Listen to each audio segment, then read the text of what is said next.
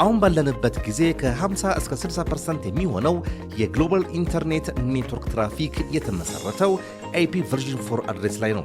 ስለዚህ IP ቨርዥን 4 አድሬስን በደንብ ማወቅና መረዳት ኔትወርክና ሴኩሪቲ ኢንዱስትሪ ውስጥ እጅግ በጣም አስፈላጊና ወሳኝ ነገር ነው። ይህንን ቻፕተር የምንጀምረው IP ቨርዥን 4 አድሬስን ለመረዳት በጣም መሰረታዊ ሐሳብ ከሆኑት ቢትስ፣ ባይትስ እና ዘ ፓወር ኦፍ 2 ይሆናል።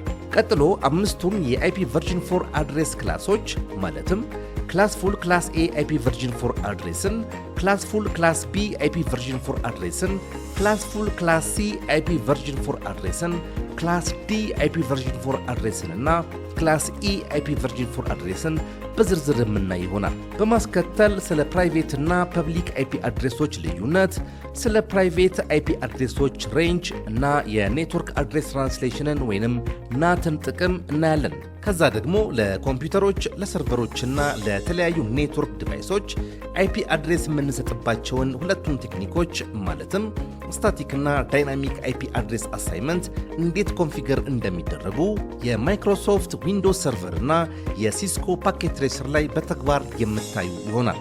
እንዲሁም አውቶማቲክ ፕራይቬት IP አድሬሲንግ ወይንም APIPA ምን እንደሆነም ፓኬት ትሬሰር ላይ በተግባር አስረዳችኋለሁ። በተጨማሪም ስለ ዩኒካስት፣ ብሮድካስት እና መልቲካስት ኔትወርክ ኮሚኒኬሽኖች የምትረዱና የምታውቁ ይሆናል። በመጨረሻም ኔትወርክ ኮኔክቲቪቲን ቼክ እና ትራብልሹት ለማድረግ አዘውትረን የምንጠቀመውን ኢንተርኔት ኮንትሮል ሜሴጅ ፕሮቶኮልን ወይንም ICMPን ዋየርሻርክ ሶፍትዌርን በመጠቀም በዝርዝር የምንመለከት ሲሆን እንዲሁም የIP ቨርዥን 4ንም ሄደር በዋየርሻርክ ሶፍትዌር አማካኝነት አናላይዝ በማድረግ የፕሮቶኮሉን የተለያዩ ፊልዶች ጥቅምና ስራ በደንብ የምታውቁ ይሆናል። የዚህ ቻፕተር ትሬኒንግ አጠቃላይ 2 ሰዓት ሲሆን 23 ሌሰኖችን ወይንም ቪዲዮዎችን የያዘ ነው። በዚህ ቻፕተር የምታገኙት ዕውቀትና ክህሎት ቀሪዎቹን የሲስኮ ኔትወርክ ኤንድ ሴኩሪቲ ኮርስ ቻፕተሮች በቀላሉ እንድትረዱ የሚያስችላችሁ ነው።